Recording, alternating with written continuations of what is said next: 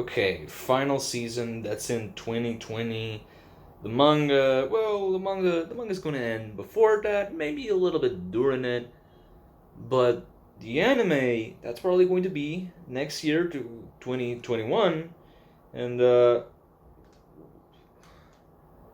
my channel is dead in 2 years. Shit!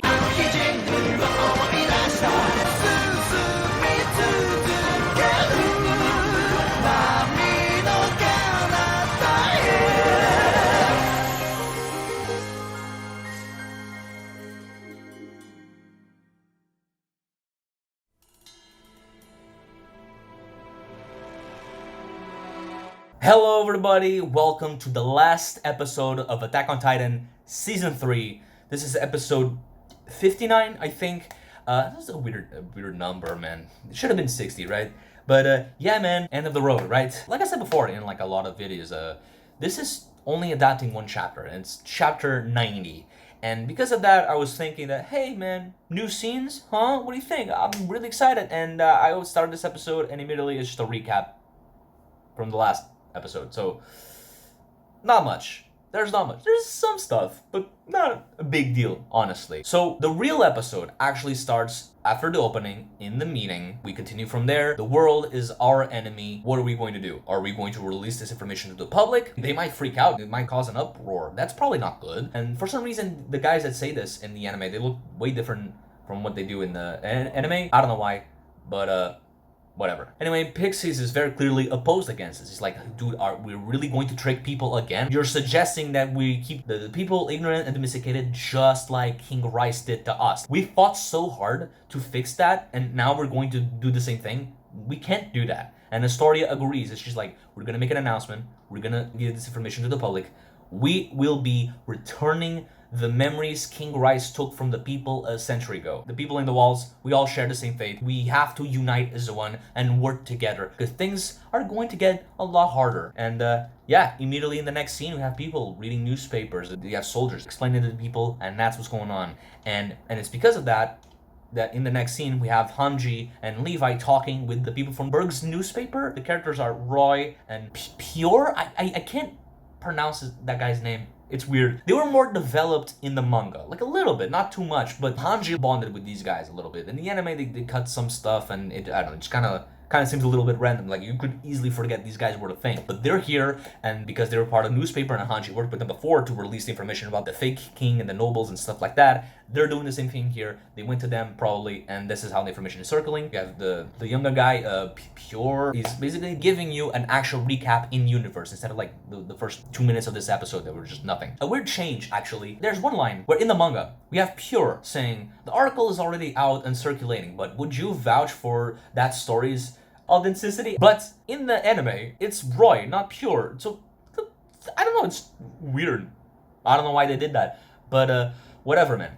The basic gist of it is just like, hey man, like, we have the stories, news already circulating, can you confirm this? Is this a fact? And Hanji's like, I mean, yeah, of course. I don't want to believe it, but that's pretty much it. So she asks Roy, what's the reaction of the people? Some that are accepting it, some are just laughing, and some are, doing conspiracy theories. Because the military taking over the government and stuff like that, it doesn't really look pretty, okay? So there's people out there, they're not really trusting in some of this information. Fake news. But again, this was unavoidable, right? And Hanji doesn't really care. Like, her job as part of the survey corps is just survey and report, and that's it. Whatever the people want to do with that, that's up to you. Anyway, Roy tells her how proud she is of Hanji, and that she's like blushing because of that. And I really like how, by the way, like, Levi just tells him how they should probably also write an article like, put Silver Cord in the better lights. So what did they add in this scene to extend this episode? Well, we have the scene where Roy was pouring some tea into Levi, and Levi's like, says thank you, and drinks it. That's pretty much it. And the dialogue's a little bit more spaced out, more natural, and I really like that. That's what they do with a lot of these scenes and throughout this entire episode. Anyway, Rod is like, okay, funny jokes aside, what the hell are we going to do? We've looked at Titans with fear, with anger, with hatred, and we wished from the bottom of our hearts that they would just go away, just leave our world. But now we find out that there's people outside the walls, in the outside world, that do the same with us. They see us not as humans, but as monsters, because we can literally turn into those monsters. And because of that, we are going to experience this hell again. This is not going to end until we're annihilated. This, for some reason, reminds me of the first episode of Season 3, Part 1. You have the narrator talking about, what will humanity scream if we get Wall Maria back? The narrator says something like, can humanity ever believe again that there's a place for them in this world? When I saw that episode, I was like, oh, that's ironic. Anyway, we cut back to the ceremony where they're just gonna give medals to the heroes of Shingishina. Jean is like trying to fix his clothes or whatever. But Hitch arrives. It's just like, yo guys, heroes of the walls, what are you doing? I'm here to see you guys get your medals. And this line was removed from the anime. I did play a big role in this revolution, you know. And I mean, I can see why they removed that. There's people in this place that didn't do anything for the revolution. So that doesn't really matter. I guess it's just to remind you, the audience, that they work together, I guess. Jean just tries to talk about Marlowe. Marlowe's really cool. He was really brave. Jean decides to get Floch to talk, and that is the biggest mistake that you could do. Floch should never talk. Marlowe Frontenberg, he was a really cool guy. He joined the Survey Corps as an emergency recruit. One of the newbies that they had to get to increase their numbers before they went to Shingishina. But despite being a newbie, he was pretty good. I talked about it in the review of the episode that he died. He was leading people, he was like encouraging people. He was very reliable. He was saying Susume, like he said Susume, but that's still, dude. But yeah, he was an amazing guy. And it's just like, yeah, I know. And I just, this line is just still kills me to this day. Because he was such an amazing guy, he was so impressive. I think that's why he never listened to a word I said. Like, oh my god, Hitch. She has really a low opinion of herself, surprisingly enough, you know, for someone that seems so confident about herself. But Floch keeps going, unfortunately, and he says, at the very end, I bet he must have regretted ever going there. And, you know, that's the whole point of the character, you know, like I made like the whole Cerebral video talking about this. Floch is just those guys that died. He's like the voice of them, like. And he keeps reminding him, suicide charge is not something to be glorified. It's like, oh my god, so cool. Military, yeah. It's like, no, like those guys died and might have been for nothing. They're not like my country, yeah. They're like, fuck. And you saw that with Marlowe, right? In his last moments, he was thinking of Hitch. And Hitch takes this news pretty well. And by that, I mean, no. She immediately gets out. And in the manga, it's just 2 panels. It's just the reaction, and then she's like, bye, I'm gonna be the one laughing when you guys mess up. In the anime, they have to make transitions, right? And it's just that part where she's like, she listens and turns away, and she's like, dude, fuck. It's a little bit longer for my suffering to be a little bit longer as well. Anyway, Jean's like, yo, what are you doing? What the hell? Why are you being such an asshole? Which is funny because Jean was the asshole in season 1. Floch is kind of like Jean from season 1, but, you know, just worse. Way worse. He doesn't have a Marco to calm him down. Anyway, Floch tells him, hey man, someone has to tell the truth here, right? And he looks and he sees Armin, and Armin looks at Floch, and Floch looks at Armin, and it's a little bit longer than probably should have, but no, they need the time on their clock to make the episode, you know, fit the 23-minute or something time slot. Armin's like, I was told that you were the one that wanted to revive Commander Erwin, and Floch is like, yeah, he was the best choice, okay? Not you, and I'm not the only one that thinks like this.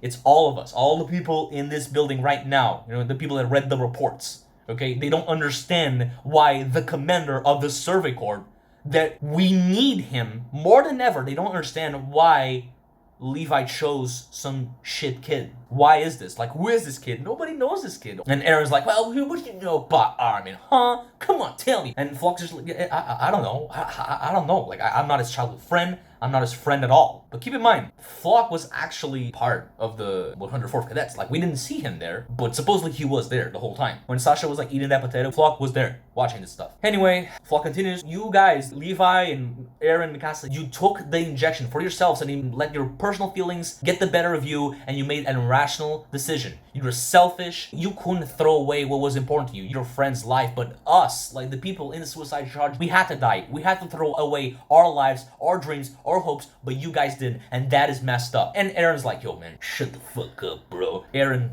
listen, you're cool. I'll give you that. You're a cool guy. You're not Mikasa. And when Mikasa tries to shut Floch, he kept on talking. So guess what?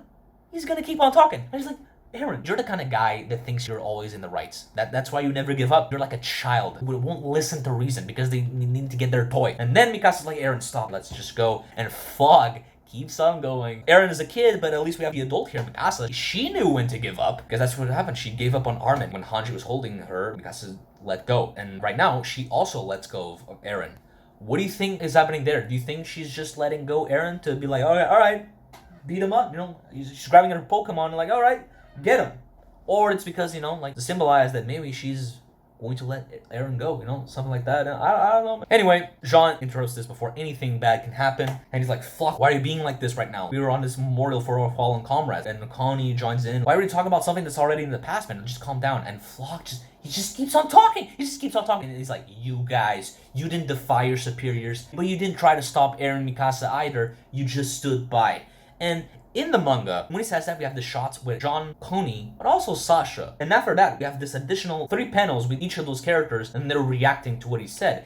And it's like, I get the intention, but like, Sasha was like unconscious. Like, she literally couldn't do anything. Would she do something? Probably not. But it's kind of unfair. So in the anime, they just removed that. They just made it one shots. You have those characters. Sasha doesn't really react. Connie and Jean do. But also for some reason there's Mikasa in that shot, and it's just a little awkward. You should probably just remove that. She doesn't belong in that frame. Anyway, Floch keeps on talking. Medals for what? A memorial for who? You'd better tell the truth to the new recruits that are going to join the Survey Corps. Otherwise, you're going to have cowards like me joining you by accident. You better tell them what you did and what you're willing to do for your friends. You better tell these new people that, yeah, you go die, but I'm going to revive my friends because I care about them. Because you're not willing to throw away that. Everyone else has to throw away their lives. Everyone else has to be expendable. There's so many people that hate us now, apparently. What are we going to do without Commander Erwin? And Floch is just like, I know I'm nothing. I know I don't matter. I know I'm fodder. I know that I'm expendable because I'm not part of your group of friends. I know I don't matter. I know that I would never be chosen in the Sarah Bowl.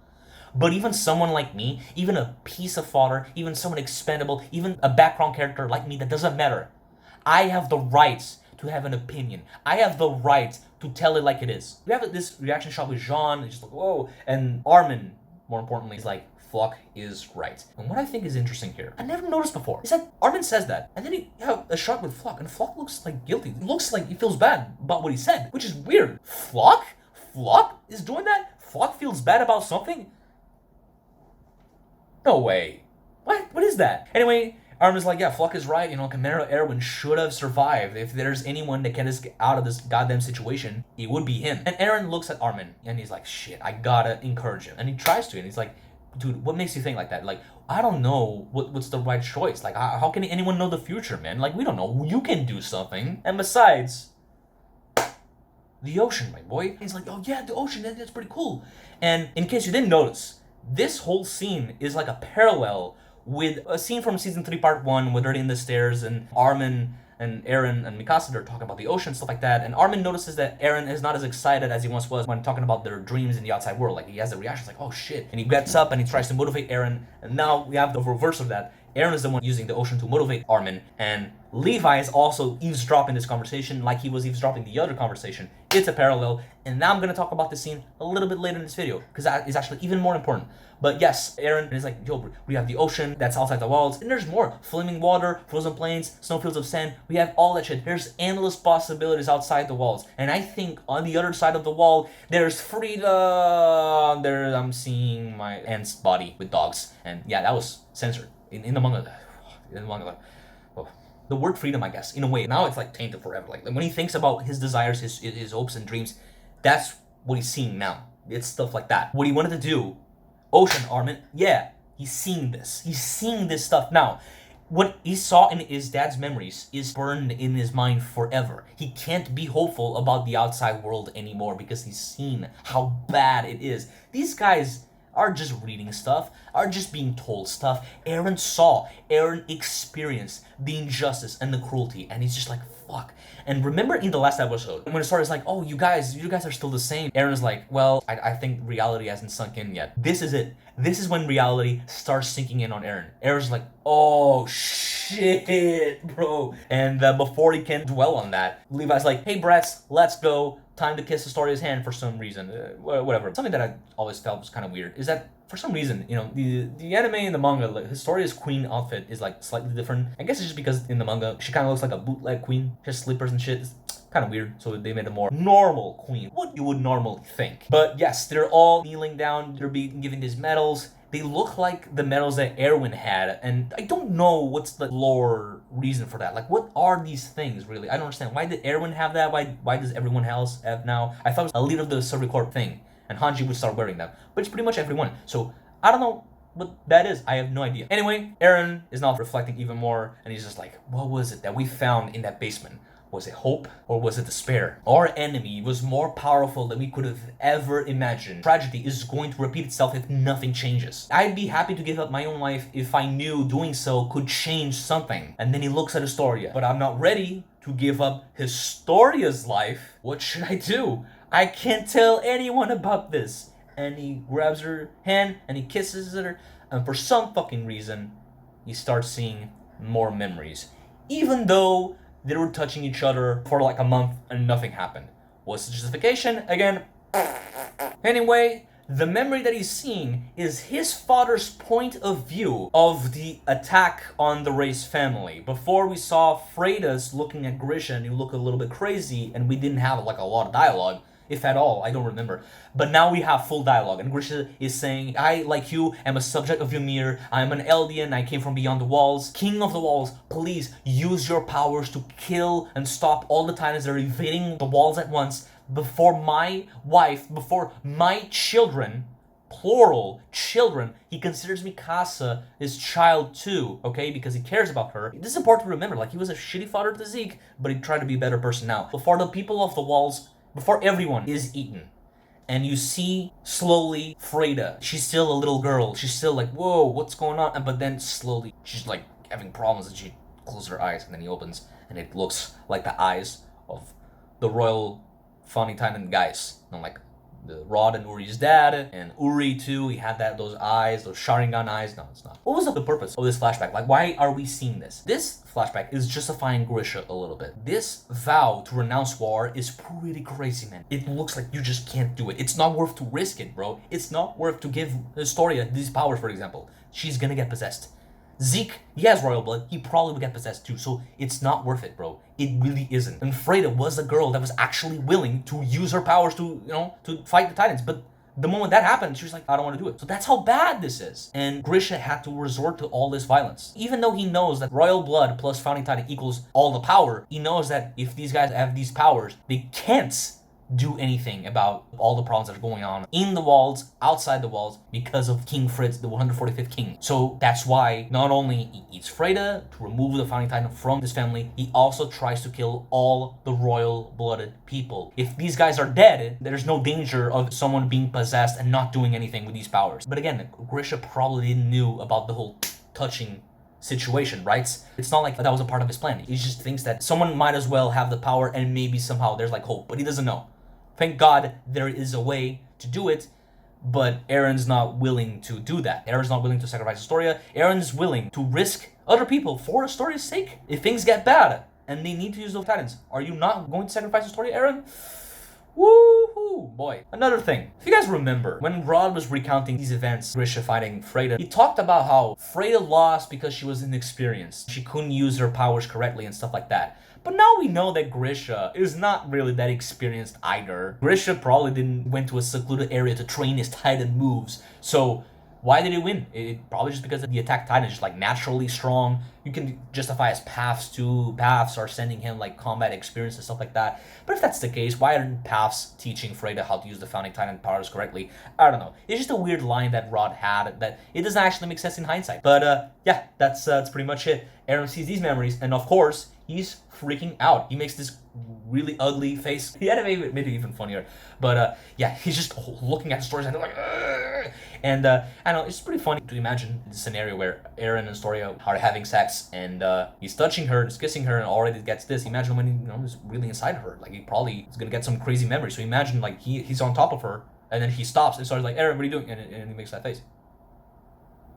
Just something to think about. I completely forgot to talk about the intermission card from this episode. Not that I can say a whole lot without spoiling stuff, but I do think that the person who wrote this is Armin, especially given the fact that he is the narrator of the series. And I just wanted to say that I really like it. It makes me happy. It makes me hopeful for the future. Having said that, I haven't read the latest chapter of Attack on Titan, so hopefully things aren't too bad. Anyway, after that, we have a time skip. All of a sudden, it's snowing now, and the narrator talks about how the executioner from hell, I love that nickname. The giant hammer that was in the Trust District that they built with Eren's hardening powers from the end of Uprising arc, that thing went silent, which means that it's no longer finding Titans to kill, and Titans are no longer coming there, which is pretty good. It means probably that they're dead, but even still, they gotta wait a little bit for the snow to melt, and then it melts, and pretty much there's no Titans, so it is declared that there are no Titans anymore inside the Wall Moria territory, which is pretty good.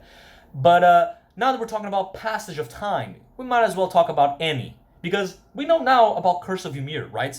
13 years? Annie, she might have like around the same time as Eren. She wasted like around a year in that crystal. Her precious short lifespan away. I don't know, girl. You do you. Unless she got out somehow in this time skip. You know, could happen. Now that I mentioned Annie, I would like to talk about how, if you remember, Annie had the ability to scream and call other Titans to her. Now, this was directly compared to the Founding Titan's powers in like one of the intermission cards.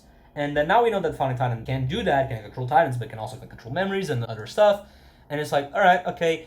And now we know Zeke has royal blood, and that's probably the reason why he can control all those Titans. And it's like, okay, does Annie have royal blood? Is that how she could control those Titans? And my answer is, I don't know.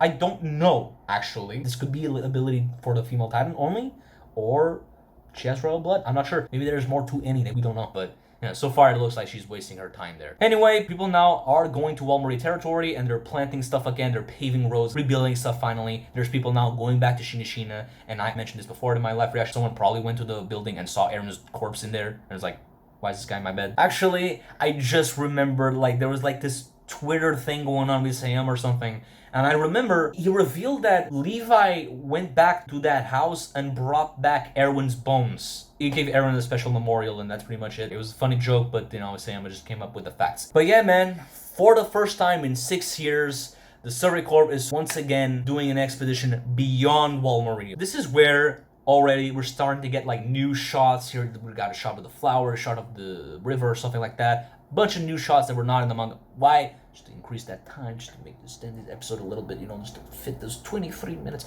But it's also pretty good. I like those shots. I mentioned this in my live reaction video, but that shot with Armin in his horse, and then he looks at the sky and sees these birds, it's like, wow, it's so cool. It's pretty similar to the scene in the Levi OVA where we have Isabella on her horse looking at the sky. She also sees birds and she's like, wow. And you have Farlon looking at the landscape, and even Levi, they're all like really amazed. Like Levi says like, this is not bad. And it's funny because Attack on Titan 2 Final Battle video game thing, it just came out, and there's an additional line in the ocean scene for Levi where he looks at the ocean and he's like, hey man, this view is not bad at all, which is pretty much the same thing that he says in the OVA. So yeah, it's just a couple of neat callbacks. If they were intentional, they could be just a coincidence. You don't know. Apparently, like Hanji predicted, the Titans that were outside the walls, they all came in through that hole in Wall Moria throughout the years. So that's why even beyond Wall Moria, there's not a whole lot of Titans anymore. We actually find out a little bit later that there is a Titan, and they go in there, and this guy is just super fat, and he can't use his legs. It's like Tony's mom's Titan, by the way. But yeah, this guy has been there for probably years, crawling desperately. Rod's Titan was doing that too, but no, thankfully he actually could move. In the anime, they extend this scene a little bit. They add like these shots with the close-up on the Titan's eyes. They have this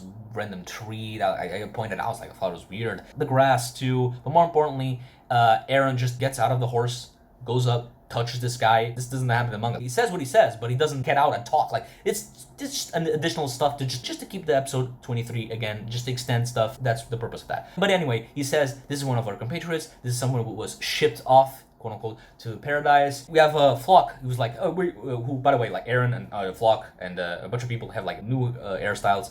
I love Floch's hairstyle, so I'm gonna miss it. But yeah, Floch is like, hey, what the hell, we're not gonna kill him, what's going on? That is not in the manga, by the way. But Eren's like being more compassionate towards the Titans, you know, like now that we know everything, looking at this Titan, it's like really sad. And I get that you're trying to be compassionate, empathy, right, towards these guys. I get that. And Floch is like being portrayed as like a bloodthirsty guy, oh, we're gonna kill him, or maybe it's just because it's coward, he's super afraid, he wants to make sure, I don't know. But the thing is, like, Ymir told us that being a mindless Titan is like suffering, like it's living a nightmare. Like that's all she remembers. Like it was not good. A nightmare is not a good thing. So that guy is suffering. So I know you're trying to be compassionate, but if you were really compassionate, put him out of his misery. Unless you're going to give this guy a shifter, this random guy, but I think not. I think he probably would try to give Koni's mom a shitter. Unless somehow in the future we find this crazy way to revert back Titans into humans. That would be convenient. And if we find that, maybe. Imagine this guy waking up in the middle of nowhere, naked, confused, and it's like, yeah, well, hey, how you doing? What's going on? This is what's happening. Like, here's an update. Your family's fucking dead. And yeah, welcome to Paradis. Yeah, it's pretty weird. You probably should have killed him. But yeah, they arrive at the fourth wall. The wall that, Grish and Kruger were in doing their stuff. And before we advance there, I want to talk about something that is really confusing to me. I don't know why. I've noticed this before when I'm doing a bunch of comparisons with the manga. It's the fact that for some reason the anime grabs panels of the manga and just flips them in the manga. They find a wall and they go to the left, and in the anime they go to the right. And it's like, what? Why are you changing that? I don't understand.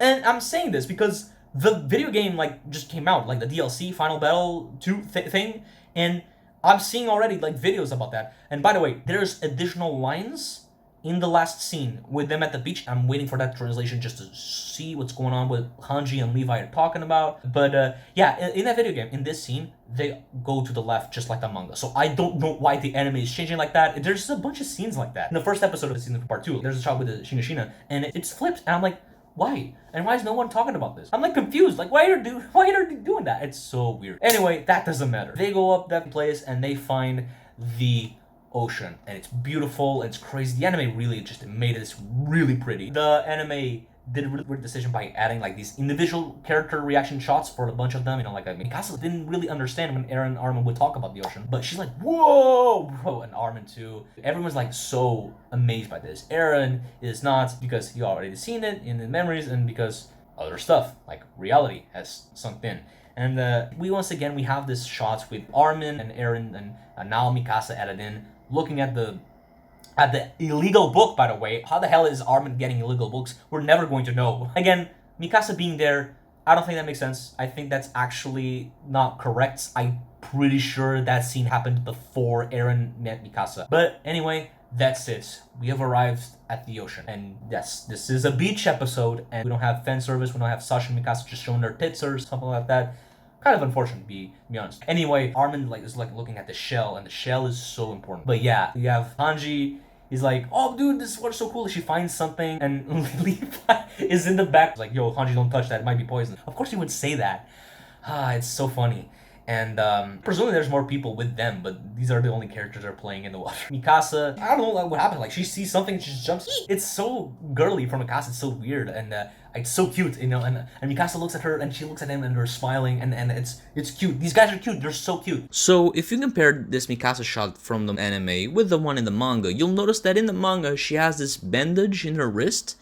In actuality, throughout the entire manga, she has had this, and the reason is because back in her flashback episode from season 1, her mom did something to her wrist, and supposedly the Asian clan does this with every child and passes on this to every generation. This isn't the case in the anime, where instead Mikasa and her mom are suing something. Nothing is done to Mikasa's wrist. The anime has had many opportunities to retcon this. They recently had the Mikasa OVA where we revisit this scene, and they kept it like it was in season 1. And this time we have this episode, we can see her wrist and there's no bandage there. So they're still refusing to make things like they are in the manga. I wouldn't be talking about this if it wasn't important, so all I'm saying is that I'm very interested to see what the anime is going to do in the future. But unfortunately, we don't have the time for that. We don't have the time for cute stuff. And Eren is not saying anything. Eren is looking at the ocean. And Armin is holding the shell. And it's like, Eren, and this is I told you, right? The sea is so big that a merchant could spend his whole life collecting salt and still not get all the salt. It's like I said, right? I was right. That illegal book that I got, that we're never going to talk about that. All that stuff was right. And Eren's like, yeah, it's so huge. And an interesting change that was well done is the fact that when Armin's talking, Armin says this, hey, look at this, Eren, and then he gets interrupted by Eren, and Eren says, on the other side of the walls is the ocean. The difference here is that in the anime, Armin is the one that starts the sentence on the other side of the walls, and then he gets interrupted by Eren, which I think it flows better in terms of dialogue. But yeah, Eren has this amazing speech, this voice actor, I think it's Yuki Kanji, I'm not sure. That guy he's the best one. He's the best one. This show really has top actors. But I think this guy is just on a whole other level. And by the way, you can play as depressed Eren in the video game, and he sounds like that too. Also, shouts out to Yuki Kanji Eren's voice actor is getting married. Anyway, Eren's like, on the other side of the walls is the ocean. And on the other side of the ocean is freedom. That's what he always believed, that reaching the ocean, that would have been it. We would have been done, we would have been free. But I was wrong. It's enemies that are on the other side of the ocean.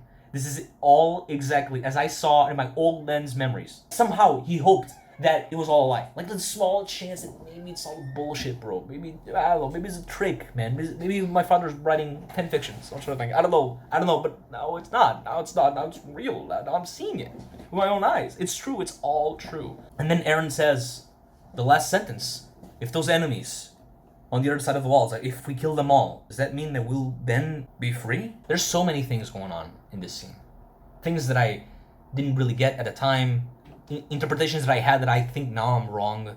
I've been reflecting a lot on this, even after my live reaction. The thing we need to talk about first is Armin and Eren's relationship, and their dreams and the difference in their dreams. Eren and Armin read that book, and Armin was like, yo, I want to see this shit. This is fucking cool. And Eren was also a little bit like that, but more importantly, he was like, bro, this exists and I cannot see? That's fucked up. Fuck these Titans. They're taking away my freedom from seeing the world. As a human being, because we are all born into this world, we all have the right to see the world. And these guys are not allowing us to see the world. We have an intrinsic freedom. Everyone that is born in this world has a right for freedom, and we're not being allowed to see that. That is not okay, and I'm so angry. And yeah, that shot with Eren as a little kid, just so angry when he found that out. It's funny, but that's how this relates to that scene when they're in the stairs in season 3 part 1. Armin sees that Eren is not really excited for the ocean, and he tries to, motivate them, but he doesn't really care. He never really cared that much, and as life got harder along the way, Eren is still like, I don't really want that ocean, I want freedom. And now we are at the ocean, and Armin's dreams have come true. Like, Armin, this is what you wanted, here you go, you're fucking happy, but I'm looking at the ocean, and I'm seeing that my father's memories are real, and I'm just so sad. What you want was realized, what I want is probably never going to be realized. I will never be free. We will never be free. And the way I interpreted what Eren said years ago, until recently, was that when Eren is saying, if we kill them all, will we be free? I thought it was like more of a rhetorical question. That it was like, I used to think that going here, we would be free. I used to think that if we kill all Titans, we would be free. But now I'm here, and we've done that, and we're not free. If we kill all those enemies, will we be free? Because I don't think so. Like, things were not that simple. So if we go there guns blazing, is that gonna be it? Probably not. That's what I thought he meant back then. But now I'm not so sure. I think it's just him realizing that he has to do that. Realizing that, okay, I hate this. I hate that it's true. I hate that I have to become like that.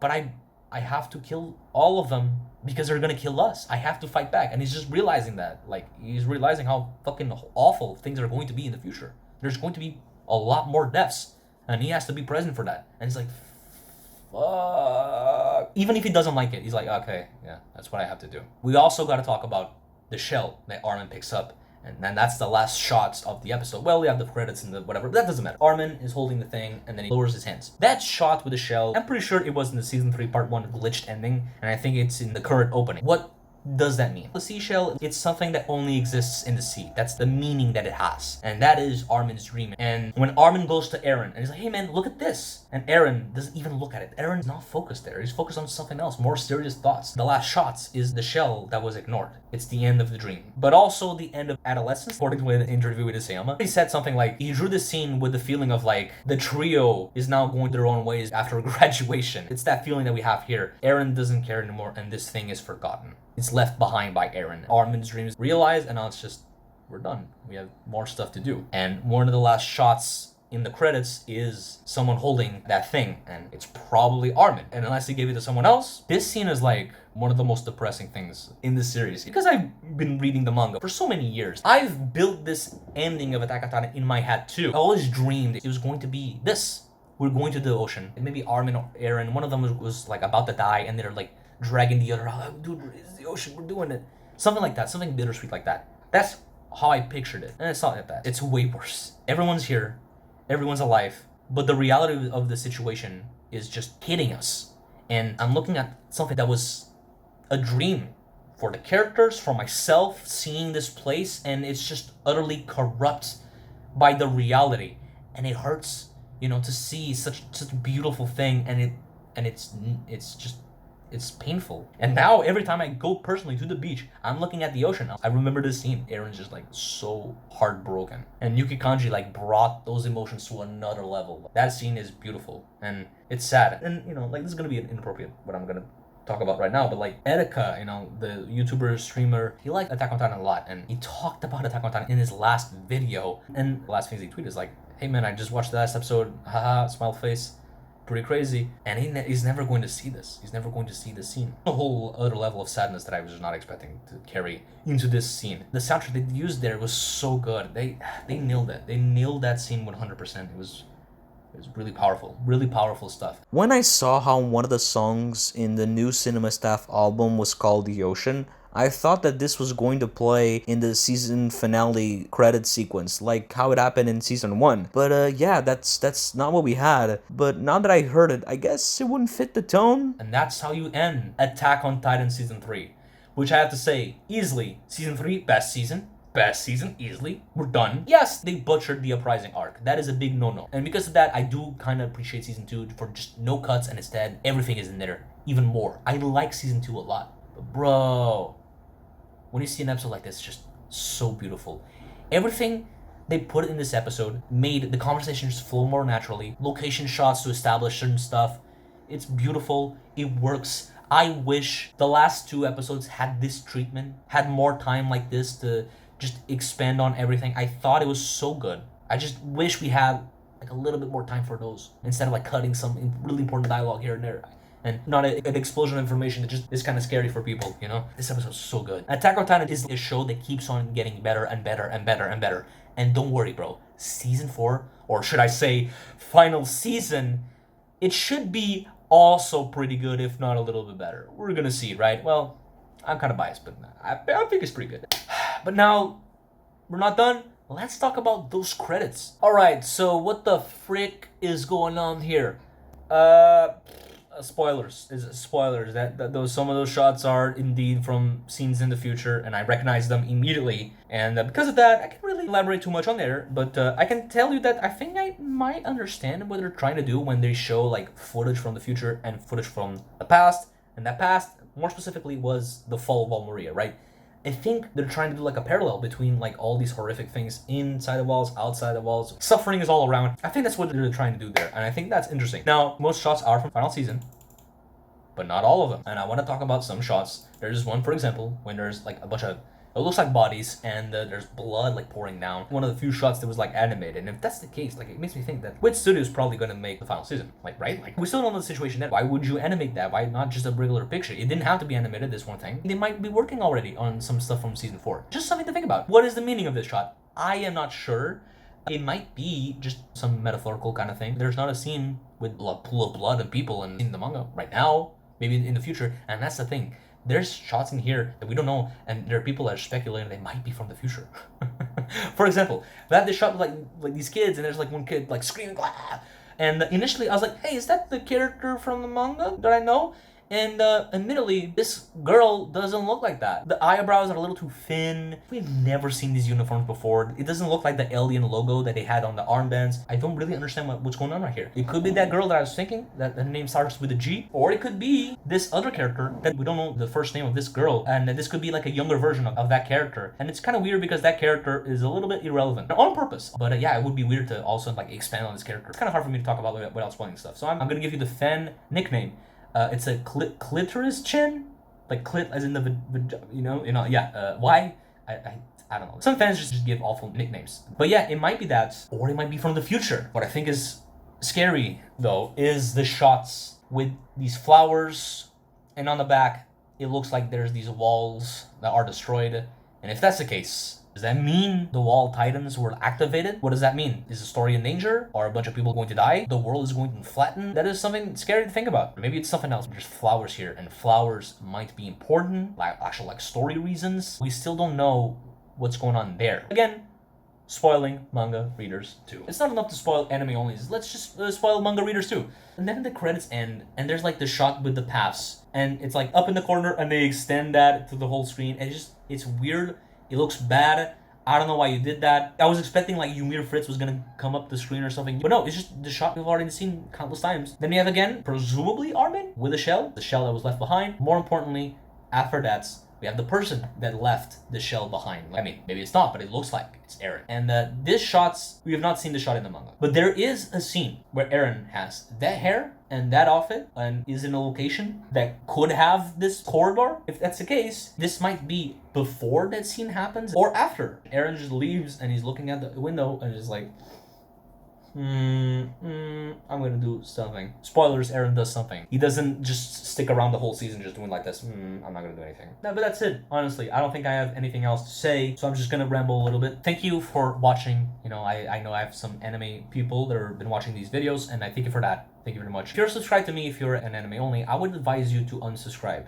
Because I'm going to switch to manga reviews now. I'm going back to doing those. I don't think I'm gonna be able to review the next one. I'm gonna be busy, but yeah, I don't want anime onlys that are subscribed to me to get accidentally spoiled, you know, because YouTube has that autoplay thing. I don't know, you might see like a little something, and I'm kind of scared for that, you know. I don't want you to get spoiled. Having said that though, I'm not gonna make like just manga content. I have like other shorter videos about characters and like story stuff, lore. I have other stuff planned, alright?